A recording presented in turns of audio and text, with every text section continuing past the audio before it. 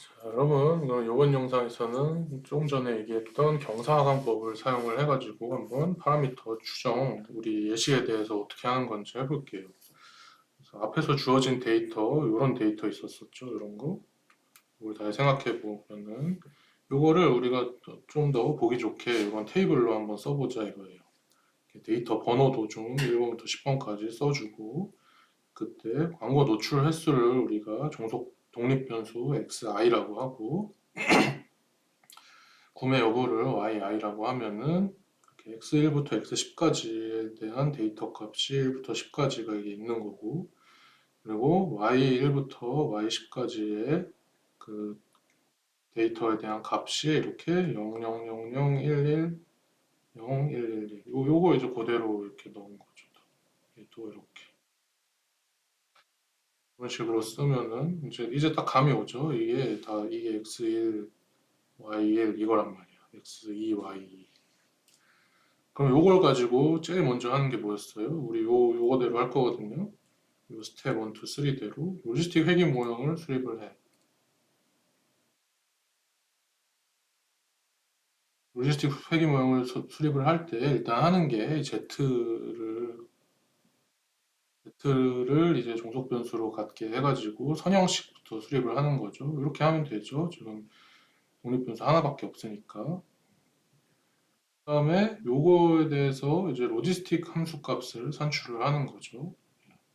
이렇게 i는 요런 관계를 P하고 Z하고 요런 관계를 갖는다고 얘기를 했으니까 그 다음에 요 ZI는 요거를 이제 그대로 넣어주면은 요런 이제 PI는 요거다 요런 이제 로지스틱 회귀 모형이 딱 나오는 거죠. 다음 단계에서 이제 손실함수 아까 내가 소개한 우리 최소자성법에서는 손실함수를 SS2를 썼는데 이번에 이제 그 경사하강법을 쓸 때는 손실함수를 이, 이 뭐야 이진 교차 엔트로피 오차를 쓴다고 했는데 앞서 보여줬던 요 식을 그대로 가져온 거예요. 그대로 가져왔는데 요거를 한번 뜯어볼게요. 오른쪽에 보면 뭔가 이렇게 복잡하게 쓰여 있는데 이게 무슨 뜻인지. 그러니까 이거는 뭐냐면은 이 계산된 값 PI는 우리가 요 모형을 통해서 이제 산출되는 값이라는 거예요. 그거랑 실제 관측값 yi가 이제 서로 같을수록 0에 가까워지도록 설계된 이제 그런 함수예요. 요 손실함수 요거는 계산된 값 PI랑 실제 관측값 yi가 서로 같으면 같을수록 0에 가까워지도록. 그렇죠. 말 되죠. 우리 예측값이랑 실제값이랑 같으면 같을수록 좋은 거니까 그런 경우에는 어떤 손실 또는 어떤 오차가 줄어든 작은 상황이잖아요. 그러니까 그렇게 설계를 해놨단 말이에요. 그래서 예를 들어서 이거를 이해하기 위해서 한번 어떤 데이터 포인트 i에 대해서 pi를 0 또는 1로 제시를 하는데 yi랑 pi가 다 같은 경우 어떤 i에 대해 yi랑 pi가 같은 경우 그 말은 가장 정확하게 예측을 했다는 거죠.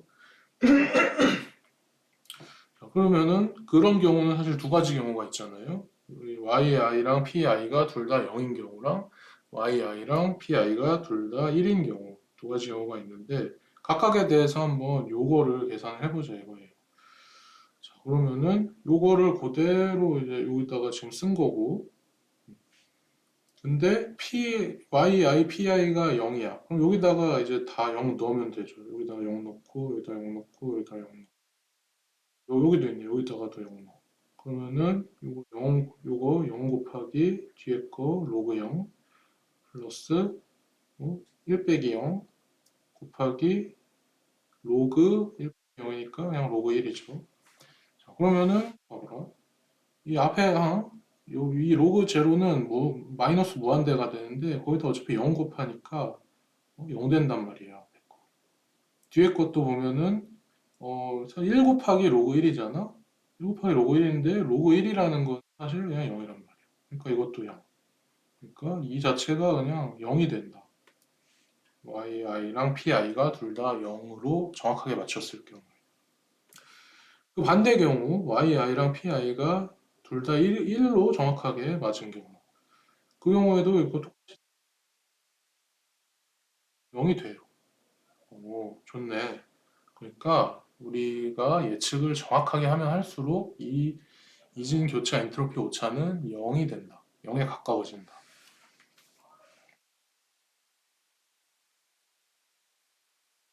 반면에 계산된 값 pi랑 실제 관측값 yi가 서로 다르면 다를수록 그 이진 교차 엔트로피 오차는 커지게 설계가 돼 있어요. 그러니까 이거 커진단 말이에요.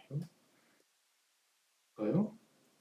그래서 어떤 i에 대해 똑같이 pi를 0 또는 1로 제시를 하는데 yi랑 pi가 다른 경우 그 말은 가장 부정확하게 예측한 경우 두 가지 케이스가 있겠죠. yi는 0인데 pi는 1로 예측한 경우 yi는 1인데 pi는 0으로 예측한 경우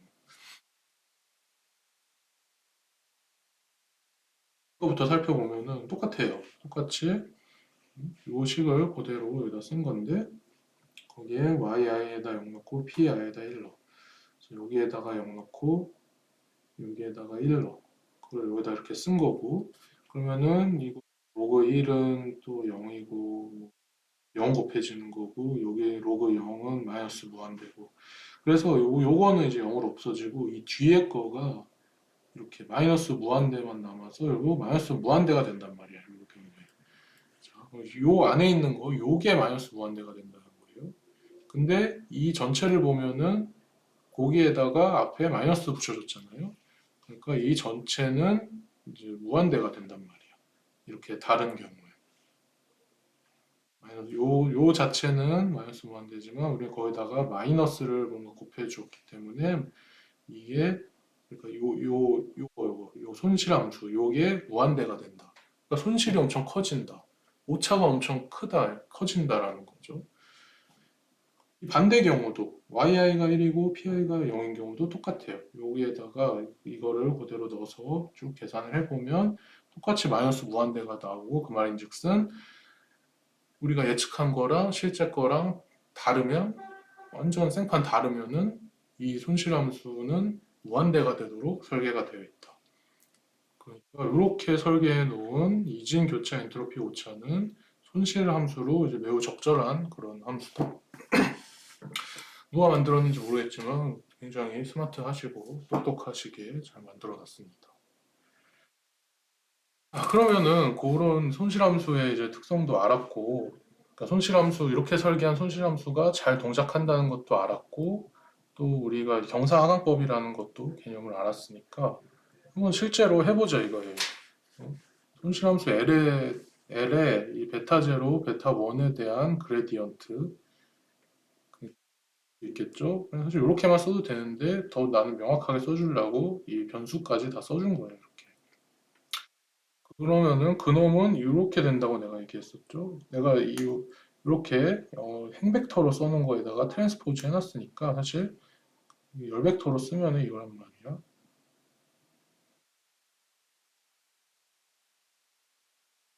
이거란 말이에요.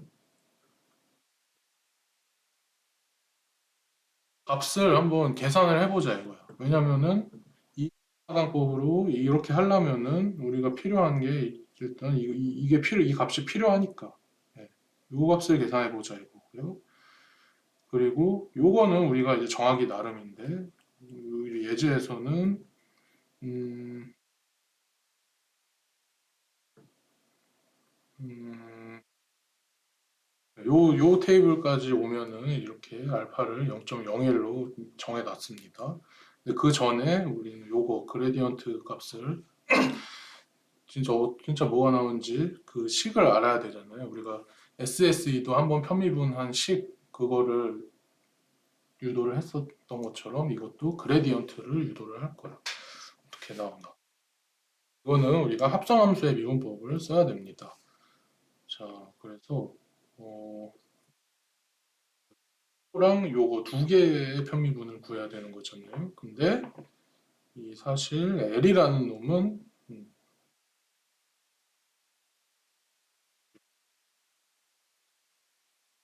L이라는 함수는 사실 요렇게만 딱 보면은 PI에 대한 함수예요. 그러니까 L이라는 놈은 PI를 인자로 갖는 함수라고 지금 볼 수가 있습니다. 그리고 근데 또 PI라는 놈은 ZI를 인자로 갖는 함수라고 볼 수가 있어. 왜냐면은 PI는 우리가 이렇게 표현 요거라고 했었잖아요, 앞에서. 요거 PI는 요거라고 했으니까 PI라는 놈은 Z를 인자로 갖는 함수야. 여기는 그냥 그 데이터 번호 I를 붙여줬을 뿐이고요. 그러니까 이 F다 G다 H라는 거는 그냥 이 L이라는 놈은 PI를 인자로 갖는 함수구나 라는 걸 표현해 주려고 그냥 임의의 이름을 가져온 거예요. PI는 ZI라는 놈을 인자로 갖는 함수인데 얘랑은 뭐 다른 함수니까 G라고 쓴 거고 또 마지막으로 ZI라는 놈은 베타 제로를 또 인자로 갖는 함수이다. 그러니까 지금 우리가 편미분을 할 거니까 변수 하나의 관점에서 본 거예요. 그러니까 zi는 베타 제로를 인자로 갖는 함수라고 할 수 있고 또는 베타 1을 인자로 갖는 함수라고도 할 수가 있는 거죠. 왜냐면 zi라는 놈은 저렇게 생겼으니까. 보세요. 어디 갔니?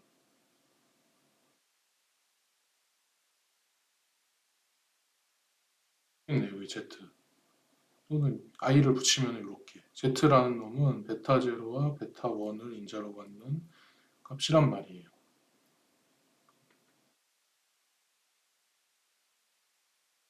요거 또는 요거가 된다.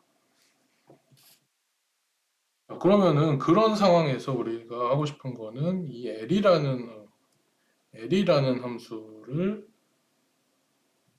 한 번은 베타 제로로 편미분한 거를 찾고 한 번은 베타 1으로 편미분한 걸 찾고 싶은 거고 그런 경우에 이런 편미분 값들은 이 합성함수의 미분법, 체인 룰이라는 거, 연쇄 법칙을 써가지고 이렇게 계산을 해주면 돼요.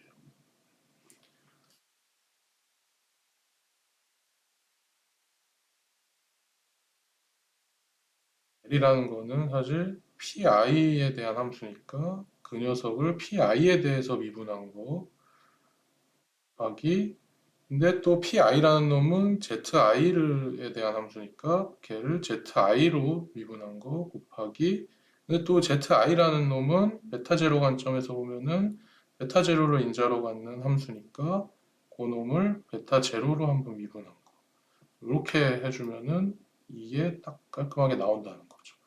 베타 1에 대한 편미분은 비슷하게 하되 마지막에 여기만 베타 1으로 바꿔주는 거.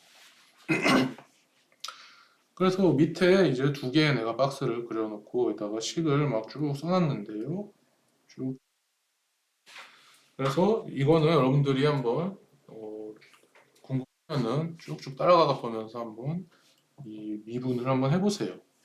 자, 그래서 결론적으로 뭘 얻고 싶은 거냐면은 이거 현실함수 L을 베타 제로로 편미분한 거는 이런 형태가 된다는 거고 손실함수 L을 베타 1으로 편미분한 거는 이런 형태가 된다는 거를 우리가 알고 싶었던 거예요. 그러니까 지금 손실함수 L의 베타 0, 베타 1에 대한 그레디언트 즉 이렇게 표시하는 거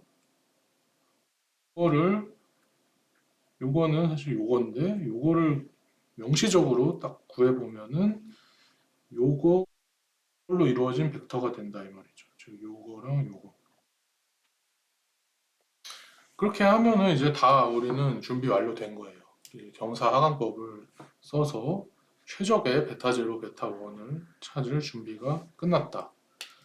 그래서 그거를 한번 이 실제 데이터를 대입을 해가지고 계산을 한번 해보자 이거야. 정사하강법의 첫 번째 스텝만 보여줄 거예요.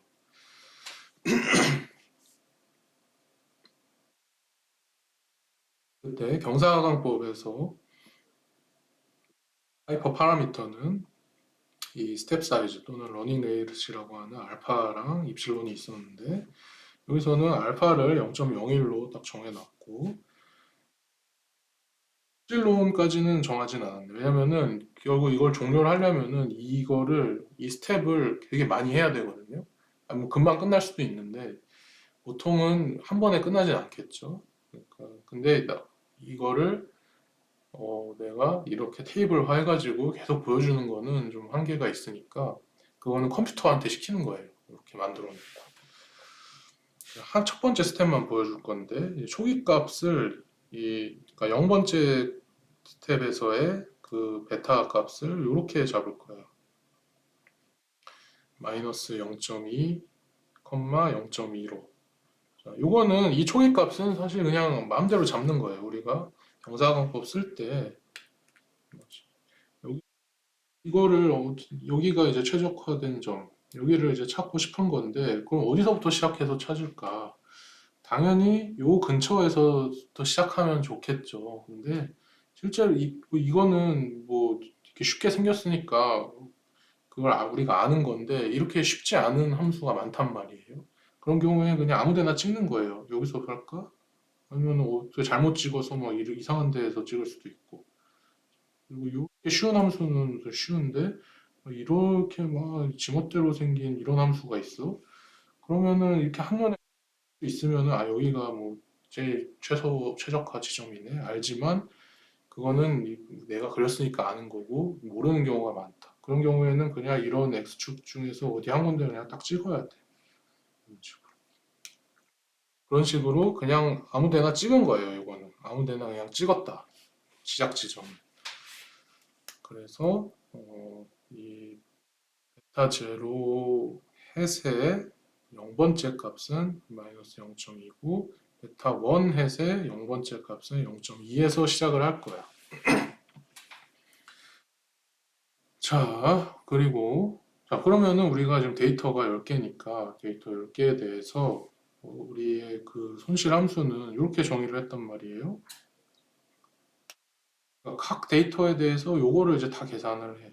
그리고 걔를 다 더해줘. 그리고 마지막에 마이너스 n분의 1을 곱해주는 거예요.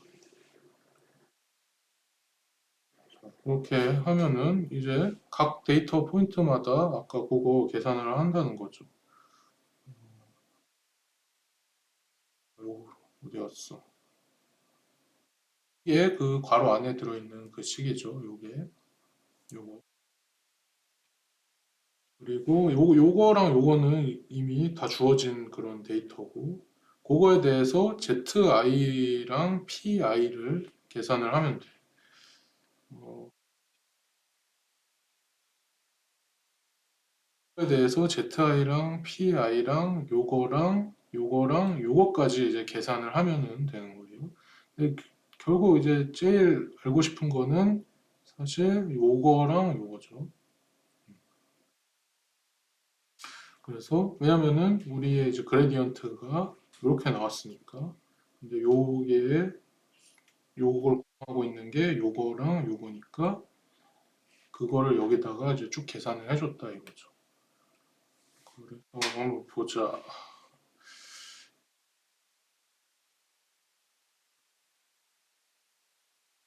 어,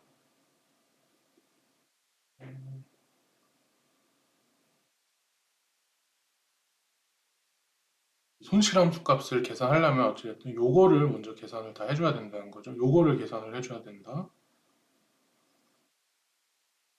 계산하려면은 필요한 게 요거 여기 있죠. 그리고 PI 여기 있죠.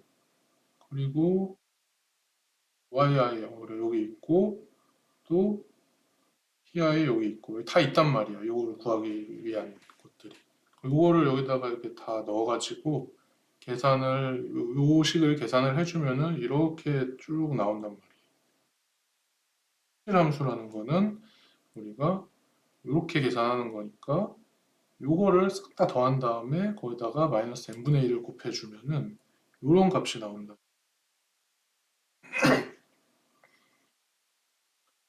값이 나오고